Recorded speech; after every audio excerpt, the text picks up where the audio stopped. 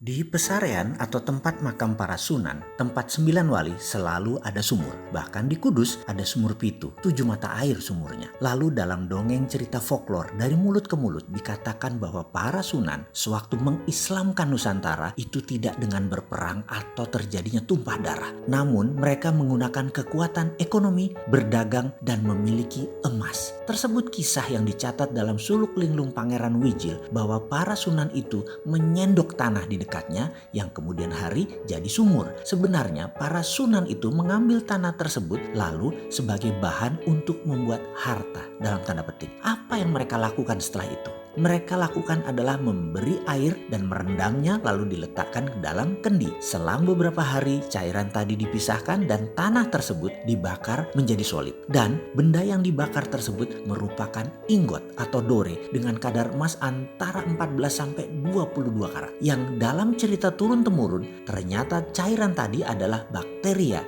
atau kalau dalam bahasa modern dalam ilmu patologi itu adalah bioengineering. Para sunan memisahkan unsur logam tadi menggunakan bakteria. Para sunan melaksanakan bioengineering jauh sebelum dunia mengenal mikroba, virus, bakteri, di mana mereka menyebutnya dengan istilah lelembut. Saking halus dan kecilnya, ini bukan makhluk halus seperti jin, setan, dan segalanya. Ini adalah makhluk kecil super nano yang bekerja menurut hukum alam. Inilah yang menjadi kunci sukses bermain di bidang metalurgi yang harus dicari oleh generasi anak bangsa Nusantara, kekayaan ilmu teknologi logam. Osmium misalnya, benda logam yang berat jenisnya lebih berat dari besi namun selalu oily, licin. Kalau osmium diproduksi dibuat untuk benda yang rotating berputar seperti turbin, jet engine, baling-baling propeller kapal laut, maka pelumas olinya hanya perlu 10% saja kebutuhannya. Mesin menjadi lebih baik performanya dengan perawatan yang rendah. Dunia aviasi dan dunia maritim bisa maju 3 kali lipat dari sekarang dan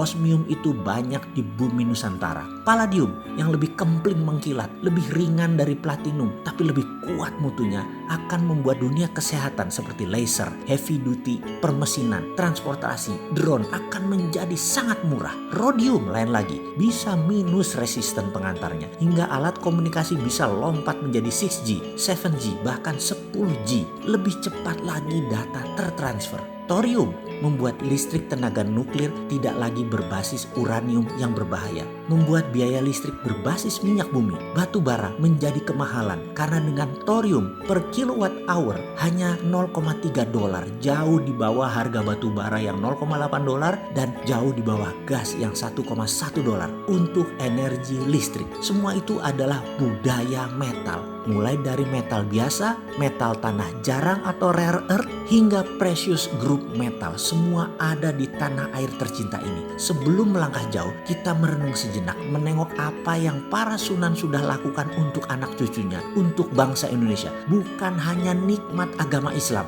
namun budaya luhur, budaya logam dia wariskan untuk kita. Untuk menjadi yang terdepan, warisan beliau-beliau tersebut harus kita pertahankan. Inilah strategi SWF, Sovereign Wealth Fund, berbasis natural resources capital yang selalu didengungkan oleh si bosman yang sok keminter ini. Menggunakan kekuatan kedaulatan sovereign natural resources untuk menjadi alat tawar kepada negara lain. Bukan menjadi pengemis minta-minta pinjaman seakan-akan kita ini miskin. Sekali lagi, sejarah sudah mengingatkan, wahai pejabat, rajin-rajinlah baca sejarah dan menengok kekuatan bangsa sendiri. Semua tersedia, semua tinggal dipakai. Masih gak ngerti juga ya SWF ilmunya para sunan ini ya? Ngobrol dong kita.